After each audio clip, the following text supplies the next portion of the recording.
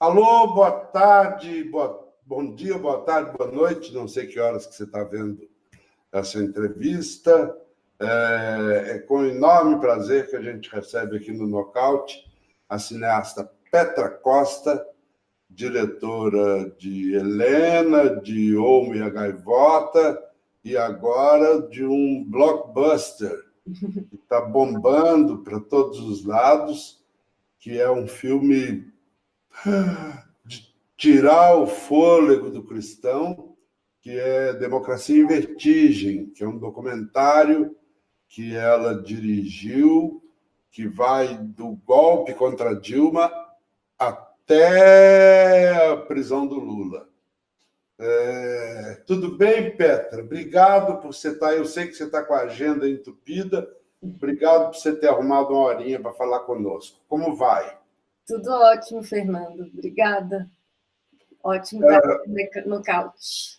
Tá bom, eu sei que é uma entrevista curtinha, então eu vou tentar ser sintético, coisa difícil, mas a primeira coisa que eu queria saber é o seguinte: você viveu conflitos éticos ao fazer seu filme, na medida em que metade da sua família é de gente mais conservadora, gente que talvez flerte um pouco com a nova ordem brasileira, e a outra metade da sua família é de gente de esquerda, de comunista. Seu pai e sua mãe viveram na clandestinidade nos anos 70. Isso te trouxe problemas familiares? Olha, o que me fez refletir durante esse processo é que, pelo fato de eu ter nascido logo depois da anistia, eu cresci um pouco com a sensação de ter uma paz familiar, né? Aqueles conflitos que os meus pais viveram durante a ditadura, eu acho que todo mundo pôs para debaixo do tapete e tentava se criar uma conciliação. E a polarização presente nos anos 60 e 70 voltou à tona com muita força nos últimos anos, e eu presenciei pela primeira vez claro que teve também em 89, mas eu era muito jovem, não senti com tanta força quanto no ano passado, e ficou claro para mim o quanto o Brasil sofre, vai continuar sofrendo, enquanto ele não olhar sinceramente para o seu passado, olhar para os crimes cometidos durante a ditadura militar, para os militares que torturaram e assassinaram, e realmente julgar esses crimes como nossos vizinhos latino-americanos têm tentado fazer. Porque em pleno século XXI, ver pessoas da sua própria família achar natural se defender um torturador foi muito chocante para mim e para muitos brasileiros também. Mas eu acho que isso não é culpa de indivíduos, e sim da falta do Estado e de nós, como os indivíduos, pressionar o Estado para julgar esses crimes e não deixar que se apague essa memória, né? Então, é muito ético que eu senti nesse sentido de perceber isso. Sei. Agora, o fato de você ser filha de pai e mãe comunistas, de você ter muita proximidade com o Lula, com a Dilma, e ser uma pessoa que está marcadamente no campo da esquerda no Brasil, isso não tirou sua isenção para fazer o documentário, ou você deliberadamente resolveu fazer um documentário que tem lado?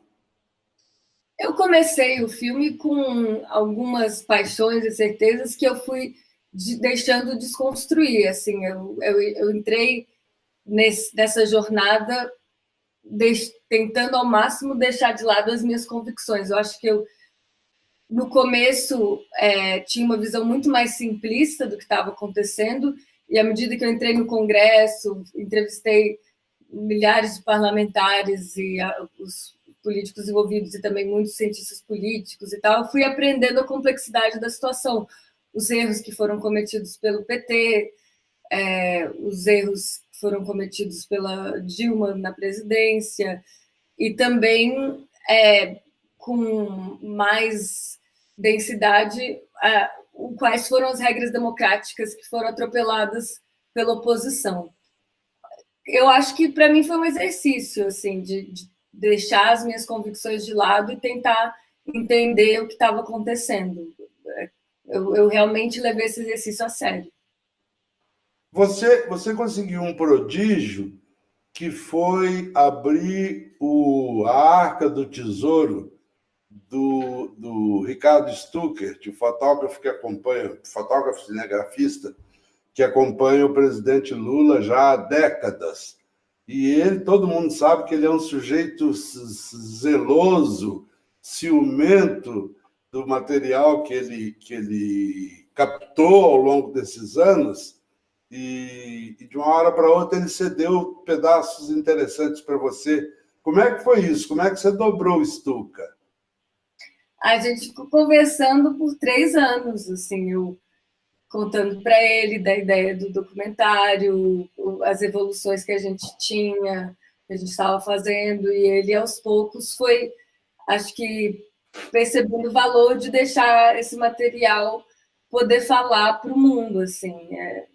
Mas não foi da noite para o dia, não. Foi muitas. Eu imagino.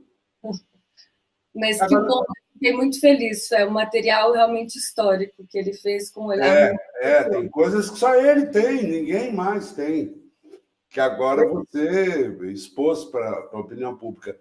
Você falou aí de levar para o mundo. Como é que tem sido a reação das pessoas nas exibições do filme fora do Brasil? Tem sido muito boa. O que é fascinante, ao mesmo tempo aterrorizador, é o quanto pessoas dos mais diferentes países, Índia, Estados Unidos, Inglaterra, França, Austrália, veem o filme e falam: nossa, está falando da minha realidade, está falando da minha relação com a democracia e do avanço de um pensamento autoritário no meu próprio país.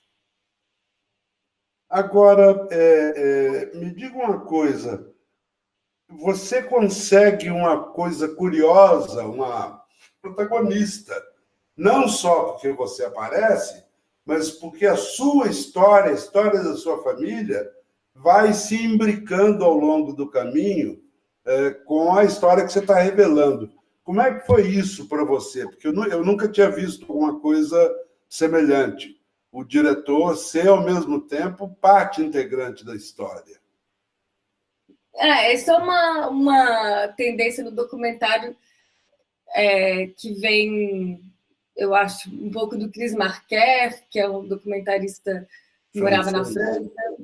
A Inês Bardá faz muito isso nos filmes dela, o João Moreira Salles, o próprio Coutinho do Cabra Marcado para Morrer. Mas nesse filme, eu já tinha feito isso no Helena, que, claro, era uma história muito mais pessoal, mas nesse filme fez sentido para mim, porque eu estava muito inspirada no Batalha do Chile, do Patrício Guzmán, e tentei até fazer uma narração mais objetiva no começo, mas fui percebendo que, enfim, ficava frio, soava objetivo, e também não fazia muito, não tinha muito a ver com a minha forma de fazer cinema. Assim, eu venho da antropologia e aprendi muito na antropologia o valor que é expor o seu ponto de vista, o seu olhar subjetivo, para não cair na armadilha de tentar criar uma imparcialidade ou uma objetividade que não existem. Então, isso ficou claro. E também, logo que a primeira frase que veio para mim é que está no filme, né? Que eu e a democracia temos a mesma idade. E o desejo,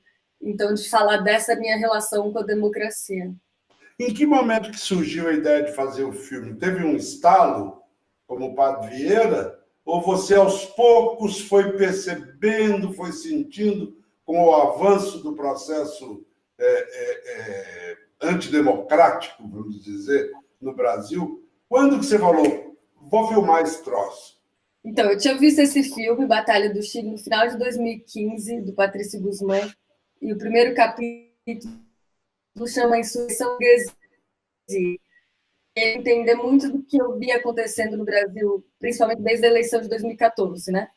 E eu achava que já tinha sossegado, que as coisas estavam se resolvendo. E falei, que pena, eu poderia ter feito esse filme, mas já foi. Que bom também, né, que as coisas estão se resolvendo. Doce ilusão, março de 2016, as grandes manifestações a favor do impeachment, imbuída dessa inspiração, eu vou filmar essa manifestação. E ali como eu senti como se eu tivesse caído no buraco do coelho da Alice, Sim. entrado numa realidade surrealista, assim, pessoas defendendo a volta da ditadura militar, a volta da monarquia, com uma agressividade muito forte. Eu quase apanhei nessa manifestação e saí com a clareza de que eu precisava documentar o que estava acontecendo. Agora, é uma curiosidade. Para um realizador como você, o que é melhor? Onde que traz mais vantagem e desvantagem? Você exibir o seu trabalho em uma dessas grandes redes mundiais como a Netflix ou exibir em sala de cinema? Olha, claro que a gente adora, eu adoro ver meu filme na tela grande com um som maravilhoso.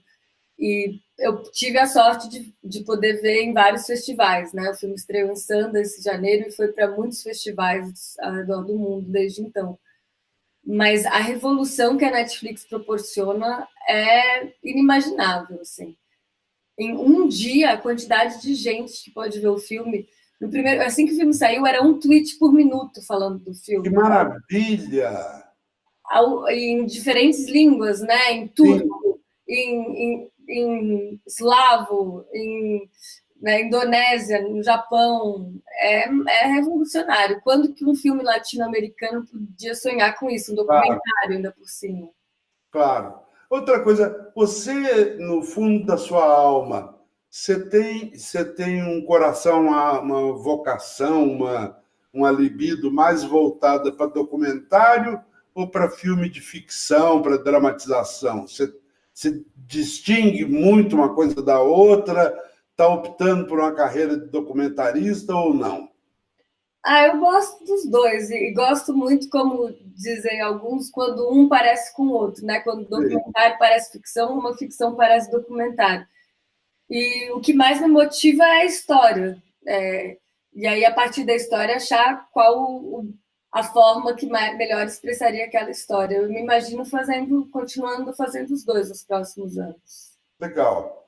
Bom, eu sei que você está para viajar daqui a pouco, mas eu queria te fazer uma pergunta. Seu filme foi incluído entre os 8 melhores filmes do ano na lista do New York Times, eu vi ontem ou anteontem isso, e isso, segundo os especialistas do ramo, isso já é uma porta aberta para você disputar o Oscar. Como é que você vê essa perspectiva, sabe? Uma realizadora jovem com três filmes, com a obra grande para uma pessoa jovem, mas pequena para ir lá falar em Oscar. Como é que você está vendo essa perspectiva? Primeiro, a reação internacional tão positiva, e segundo, essa perspectiva de estar lá no tapete vermelho. Eu tento não pensar muito no assunto, mas assim, fiquei muito feliz com essa menção do New York Times, né? Entre 8 filmes, um dos escolhidos é uma felicidade imensa. E aí agora é continuar trabalhando para o filme ser visto, porque essas expectativas, enfim, não tem muito o que fazer, né? Depende de fatores fora do meu alcance. Tá bom, Petra. Muito obrigado, boa viagem para você. Enorme, enorme, enorme sucesso para o seu trabalho, como se fosse necessário desejar isso. E, mais uma vez, eu te agradeço pela gentileza de ter nos dado essa beiradinha de tempo para conversar um pouco. Um beijo para você, muito obrigado, e obrigado a todo mundo que está nos vendo. Com a palavra para se despedir, a Petra Costa. Eu que agradeço, Fernando Moraes, grande admiradora, e obrigada por me incluir aí no Nocaute. Muito obrigado.